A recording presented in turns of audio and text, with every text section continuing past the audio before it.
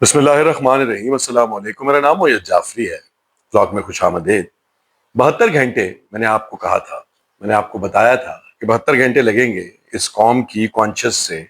اس عورت کا، اس مرد کا جس کو قتل کر دیا گیا ایک جرگے کے کہنے پر، اس کا بھوت، اس کا تاپ اتر جائے گا۔ اور وہی ہو رہا ہے۔ اور اس کی وجہ صرف یہ نہیں کہ مطلب ہم لوگ ہی جو ہیں وہ اس طرح کے برے ہیں۔ اب ایک نئی کہانی آ گئی ہے، وہ آپ کی آنکھوں کے سامنے، سوات کے اسکول کے اندر، جہاں پر ایک بچے کو مار مار کے جان سے مار دیا گیا۔ ایک جانب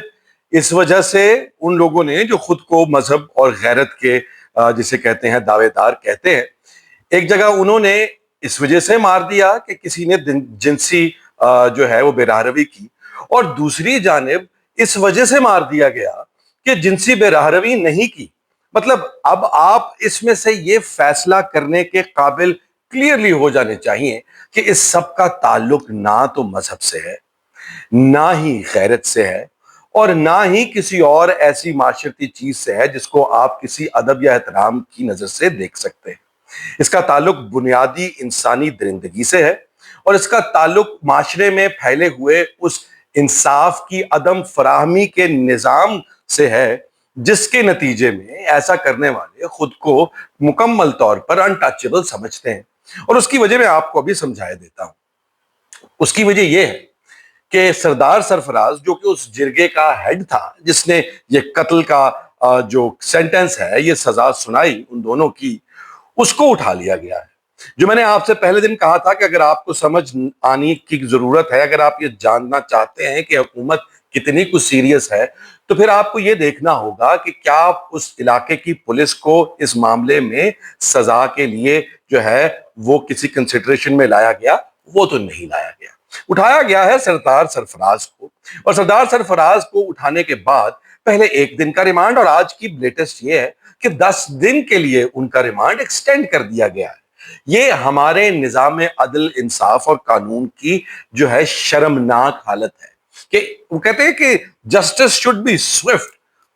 جو آپ کا عدل ہے، جو آپ کا انصاف ہے، وہ جو ہے جلد ہونا چاہیے۔ Justice delayed is justice denied. اب سردار سرفراز کے بارے میں آپ کو کیا جاننے کی ضرورت ہے؟ آپ اس سے 10 دن کے ریمانڈ میں کیا اگلوانا چاہ رہے ہیں؟ آپ کو کیا معلوم نہیں کہ وہاں پر ایک جرگہ ہوا؟ آپ کو کیا معلوم نہیں کہ سردار سرفراز اس جرگے کا جو تھا وہ ہیڈ تھا؟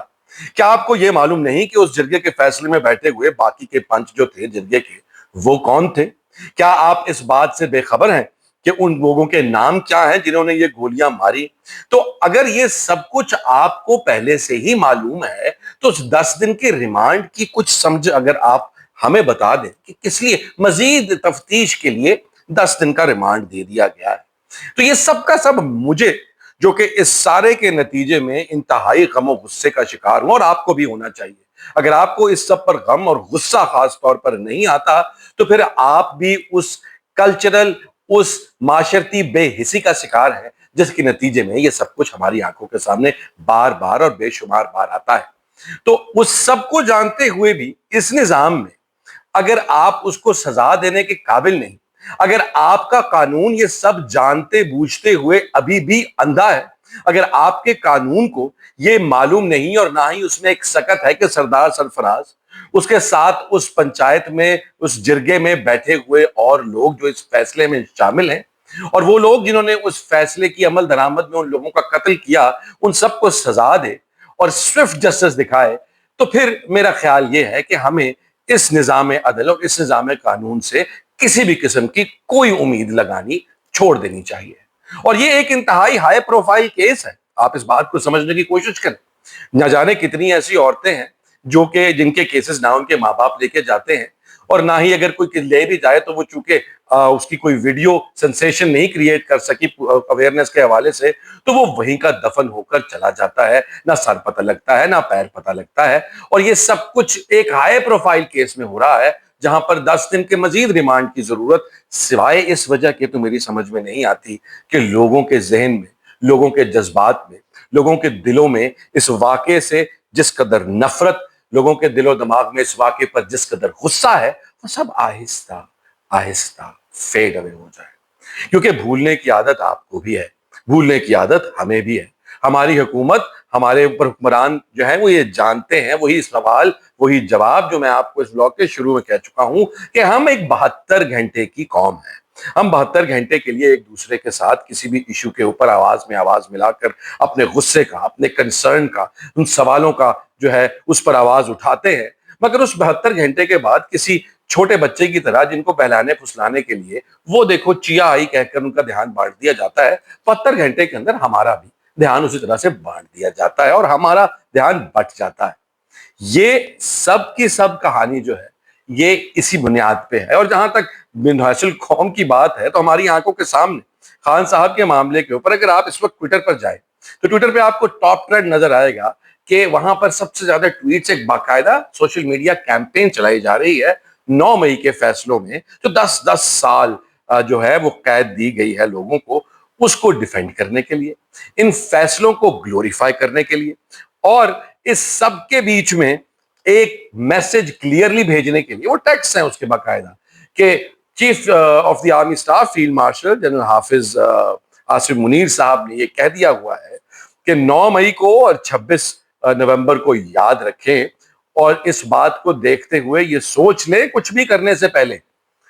کہ آپ کے اگر کسی ایکشن میں آپ جو اسٹیبلٹی ہے, استحکام ہے ملک کا, اس کے خلاف کوئی حرکت کریں گے تو آپ کے ساتھ یہی سلوک کیا جائے گا. تو پھر گواہ کی,